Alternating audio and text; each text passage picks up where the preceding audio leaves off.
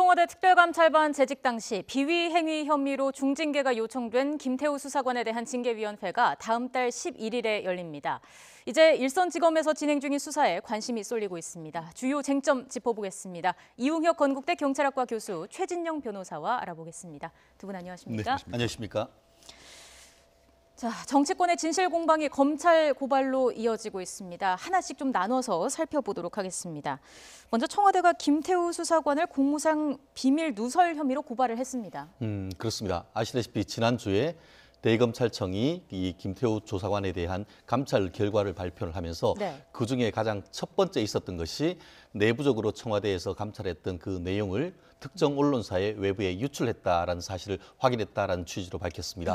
그러면서 이제 그 중징계를 요청했는데 그 부분과 관련해 가지고 그 공무상 비밀 누설죄로 지금 청와대가 이 김태우 수사관을 고발했다라는 내용인 것 같은데요.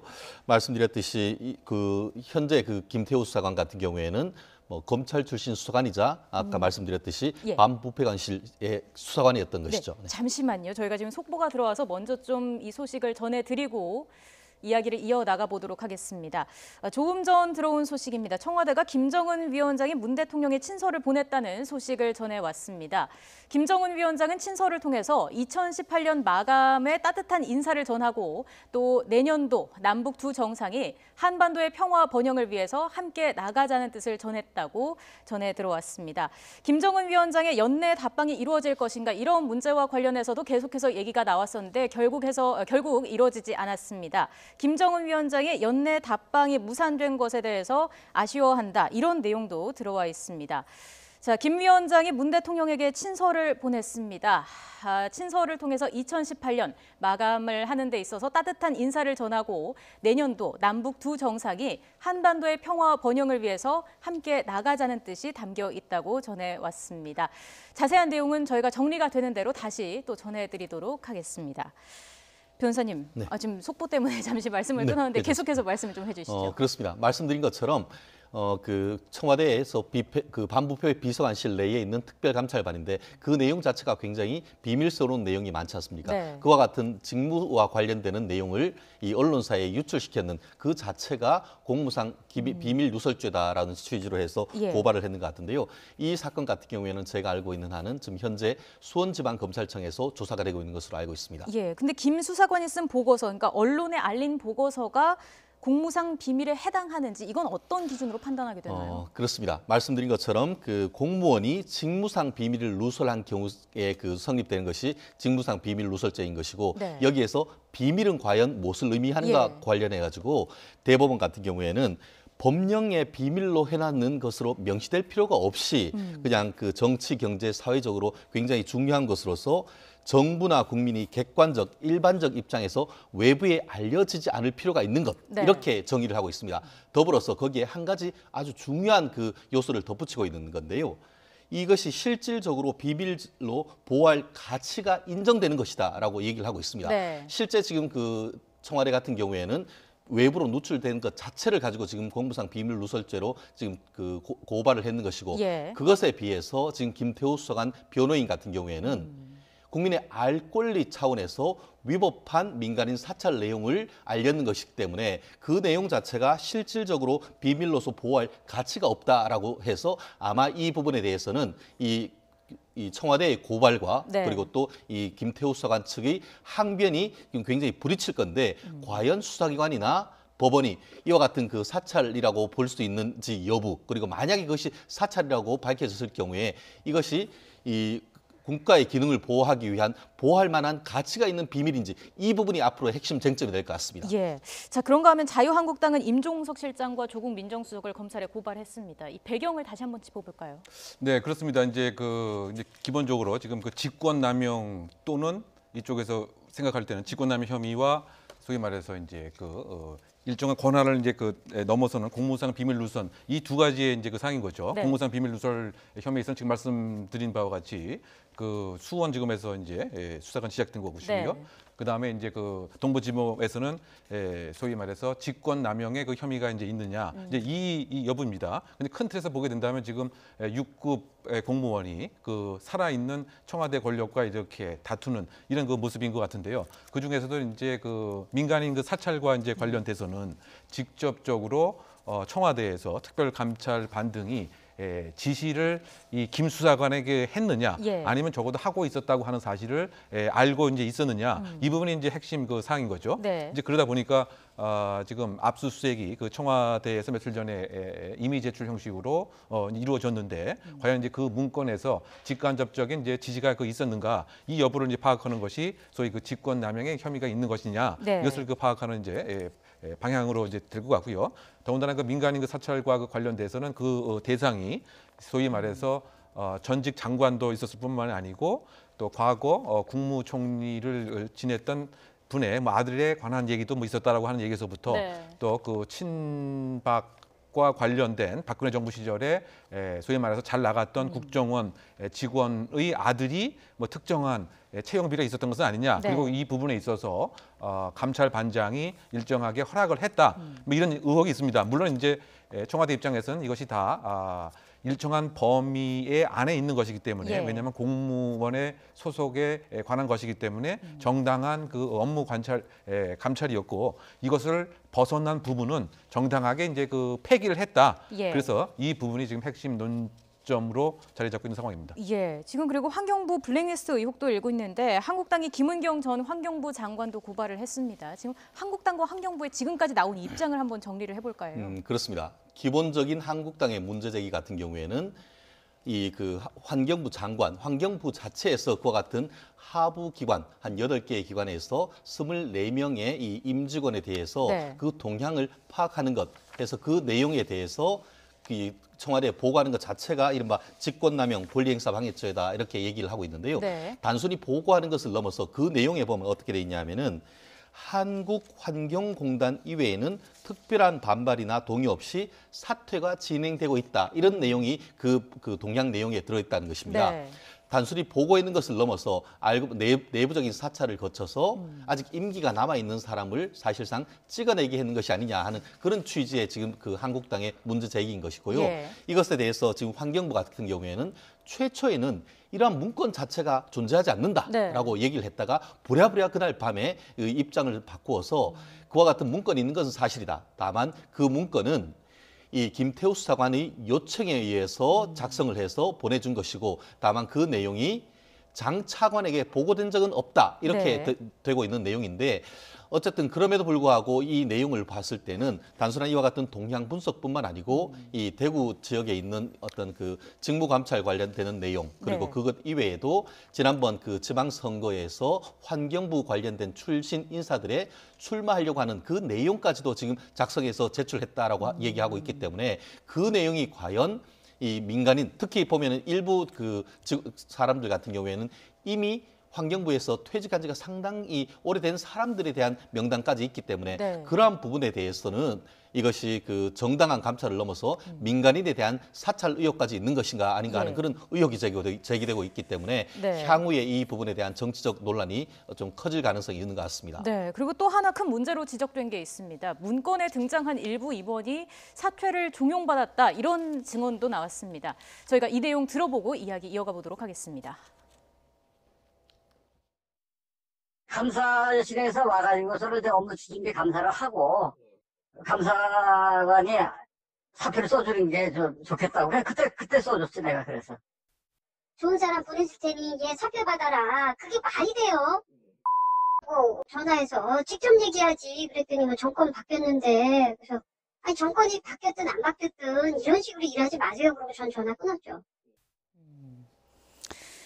지금 뭐 들으신 것처럼 퇴직 임원들 사이에서는 퇴직 종용이 있었다, 이런 얘기가 나오고 있고, 환경부에서는 이 문건이 특정인의 사퇴를 종용하기 위한 블랙리스트는 아니었다, 이렇게 주장을 하고 있습니다. 어떻게 보십니까? 네, 그 환경부 입장에서는 그 통상 업무 사항으로 하나의 그 표로 만든 것에 불과하다, 이제 이런 입장인 것 같고요. 네. 근데 그 김태우 수사관의 입장에서는 그것보다 조금 더 범위를 넓혀서 사실은 전국 그 기관장 660명을 관리를 만들었고, 예. 그중에서 200명은 상당히 문제적 성향을 갖고 있는 사람으로 소위 말해서 사찰의 뭐 대상이었다라는 취지로 얘기를 하고 있습니다. 네. 그리고 지금 이 통계를 보게 되면 어쨌든 21명 중에서 5명은 임기 만료 전에 퇴직을 했고요. 예. 그리고 9명은 임기를 넘겨서 퇴직을 했습니다. 그리고 5명은 재직 중이고요. 그 2명은 임기 만료 동시에 그 퇴직을 했기 때문에 이 통계만으로는 정확하게 소위 말해서 블랙리스트 목적으로 실제로 종용을 했는가 여부를 파악하는 것은 좀 한계가 있을 것 같습니다. 네. 좀 섞여 있는 모습이 분명히 있고요.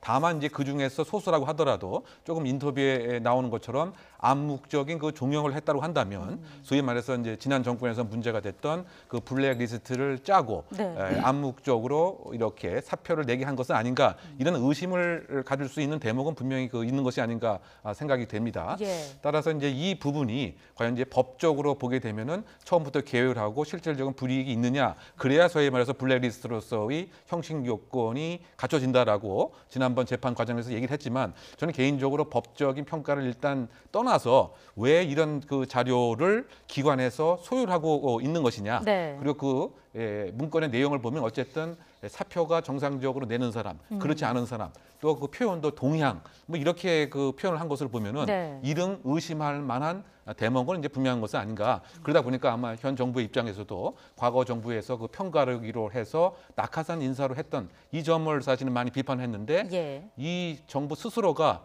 또 그와 같은 도덕적 우월성을 확보하지 못하는 뭐 그런 점에 있어서 상당히 좀 딜레마 상황이 있는 것은 아닌가. 그래서 이 사안도 아마 내일 국회에서 명명백백하게 네. 가려져야 될 항목 중에 중요한 이슈가 아닌가 생각해 봅니다. 예, 또 하나의 쟁점이 이게 김태우 수사관의 선에서 이루어진 것인지 윗선이 또 있었던 것인지 이 부분도 다뤄봐야 되지 않겠습니까? 그렇습니다. 그 부분이 어떻게 보면은 핵심이고 몸통일 수 있을 가능성인데요. 실제로 지난 크리스마스 다음 날 12월 26일 같은 경우에는 오전부터 오후까지 청와대 별관이라고 할 수 있는 창성동 이 특감반에 대해서 압수수색이 실질적으로 이루어졌습니다. 네. 그 취지는 말씀하신 것처럼 이것이 개인적인 일탈로서 이루어진 것인지 아니면은 김태우 수사관이 스스로 얘기하는 것처럼 일자리를 많이 만들어라라고 하는 상부의 지시를 받아서 했는 것인지 그 여부를 밝히는 것이 중요한 것 같은데요. 네. 말씀드린 것처럼 청와대 어떤 그 반비스펙 부서관실에 있는 컴퓨터에 대한 압수수색 이런 자료를 통해서 그 내용이 어떻게 만들어졌고 그 내용이 누구한테까지 전달되고 보고가 됐는지 네. 그리고 그 과정에서 어떤 지시가 있었는지 그 부분이 향후에 있어야 될 지금 동부지방검찰청의 수사의 핵심이 될 것 같은데요. 현재로서는 뭐 수사 결과를 알 수는 없습니다. 네. 지금 말씀하신 것처럼 이미 뭐 21명 중에 아직까지 그대로 그 임기를 넘어서까지 근무하고 있는 사람도 있고 네. 그 반면에 일부 또 일찍 사퇴했는 사람이 있기 때문에 그 자초지정을 밝히기 위한 것이 바로 이번 그 동부지방검찰청의 수사가 아닌가 생각합니다. 예, 조사가 필요한 부분입니다. 또 고발 사건과는 별도로 김태우 수사관은 지인인 건설업자의 유착관계 의혹도 나오고 있습니다. 그러니까 김 수사관이 특감반에 들어가기 위해서 평소에 알고 지내던 건설업자에게 셀프 인사청탁을 했다 이런 내용이에요. 네, 이 내용이 지금 새롭게 이제 불거진 것 같은데요. 과연 이제 그 제3자가 누구인 것이냐. 결국 바꿔 얘기하면 이제 김 수사관이 최모 씨라고 하는 건설업자에게 부탁을 하고요. 이 건설업자가 제3자 민간인에게 인사청탁을 한 것으로 현재 감찰 조사에서 알려져 있는 것 같습니다. 네. 그래서 그 김 수사관의 개인 그 이력서가 제3자 민간인에게 그 전달이 되었고 추정컨대 제3자 민간인이 청와대에게 혹시 인사청탁을 한 것은 아니냐 예. 이런 의심을 갖고 있는 상황입니다. 다만 이제 이 부분은 민간인끼리의 그 이야기이기 때문에 수사의 대상이 될 수 없다라고 그 검찰에서는 현재까지 판단을 한 것 같은데, 네. 근데 일반적으로 이제 공무원 중에서 이런 그 비리라든가 영향력을 보게 되면 나름대로 영향력 있는 그 사람에게 소위 우리가 제3자적 영향력을 행사하는 경우가 왕왕 있기는 합니다. 네. 그래서 과연 이제 그런 것인지가 아마 그 야당에서는 이것도 수사의 대상으로 삼아야 되지 않겠느냐 이런 주장을 그 할 것 같고요. 다만 이제 그 청와대 그 조국 민정 수석과 이 건설업자가 이제 그 고등학교 뭐 동문으로 알려져 있지만 예. 직접 건설업자가 청와대 민정수석에게 부탁한 것은 아닌 것 같은데 과연 제3자 민간인이 누구이냐? 어떤 인물이냐 이 부분이 또 하나의 궁금증을 나올 수 있는 대목이라고 생각됩니다. 예, 지금 김태우 수사관의 직위 해제가 됐고요. 다음 달 11일에 아까 말씀드린 것처럼 징계위가 열립니다. 물론 김 수사관 측은 강하게 반발을 하고 있는 상태인데 어떻게 결론이 날까요? 그렇습니다. 말씀드린 것처럼 지난주에 대검에서 내부 감찰 결과 중징계가 불가피하다라고 하면서 이제 사실상 해임을 요청했는 그런 내용입니다. 실질적으로 이제 그 징계 내부 징계 같은 경우에는 네. 이 그 김태우 수사관이 서울중앙지검 소속이기 때문에 원칙적으로는 서울중앙지검검찰청에서 징계위원회를 하는 것은 맞습니다. 네. 그런데 이번 사건 같은 경우에는 검찰이 굉장히 중대하게 사안을 보는 것 같습니다. 그러다 보니까 언론 보도에 따르면은 대검찰청에서 직접 이 부분에 대한 징계위원회를 연다라고 얘기를 하고 있는데요. 예. 실제 소명 기회는 주겠지만 말씀드렸듯이 감찰 결과 중징계에 대한 요청을 했기 때문에 특별한 사안이 없는 한 중징계라고 하는 것은 사실상 직무집행 정지부터 해서 정직 6개월 네. 또 내지는 이 해임 나아가서는 파면까지 가능할 것인데 네. 현재로서는 해임 내지 파면이 가능성이 상당히 높습니다. 다만 이 부분에 대해서 김태우 수사관 같은 경우에는 본인을 찍어내려고 하는 탄압이다라고 얘기를 하면서 지금 그 감찰 결과 같은 경우에도 보는 입장에 따라서 사실 굉장히 다를 수가 있다. 네. 그리고 지금 그 감찰 결과에 보면은 뭐 외부 업자와 그 골프 접대를 뭐 10여 차례 이상 받은 것처럼 얘기를 하고 있지만 예. 실질적으로 본인은 직무상의 어떤 그런 그 관련해서 사실상 좋은 정보를 받아내기 위해서 단 1회의 어떤 그 향응을 받았다. 이 정도로 얘기하고 있어서 어떤 판단이 나올지는 아직까지 그 예측하기는 어렵습니다. 예. 다만 그럼에도 불구하고 어떤 결과가 나오건 지금 이 김태우 수사관 같은 경우에는 행정 소송을 통해서 이 사건을 사실상 해임이나 이와 같은 징계 처분 취소 소송을 통해서 사법 절차를 통해서 나의 무고함을 밝히겠다. 네. 이런 입장은 분명한 것 같습니다. 해임 징계는 요청하면서도 왜 정작 수사 의뢰는 하지 않을까? 이 부분에 대해서 뭐 눈치 보기 아니냐 일각에서 이런 얘기도 나오고 있습니다. 그렇죠. 뭐 수사를 할 수 있는 그 상황이 소위 그 직권 남용의 또 혐의도 분명히 있을 수 있고요. 네. 수사에 관여했다고 한다면 또는 그 향응성 그 골프 접대를 받았다고 한다면 뇌물죄에 관한 얘기도 우리가 생각해 볼 수가 있습니다. 네. 다만 이제 그렇다고 바로 이제 수사 의뢰를 하게 되면 마치 그 전반적인 그 인상 자체가 정부에서 이 김 수사관이 에게 무엇인가 나름대로의 그 응징과 보복을 하려고 하는 뭐 이런 인상 형성이 분명히 있지 않겠는가. 그래서 일단은 감찰 조사로 그 마무리를 하고 네. 현재 지금 그 수사가 진행 중에 있기 때문에 수원지검 등에서 그것은 수사의 진행의 그 추이를 봐서 또 그 혐의가 있게 되면 추가 수사도 가능하기 때문에 네. 일단은 감찰에만 행정적인 제재로서의 초점을 맞춘 것이 아닌가 이렇게 해석해 봅니다. 예, 파장은 이어지고 있습니다. 상황을 계속해서 예의주시할 필요가 있어 보입니다.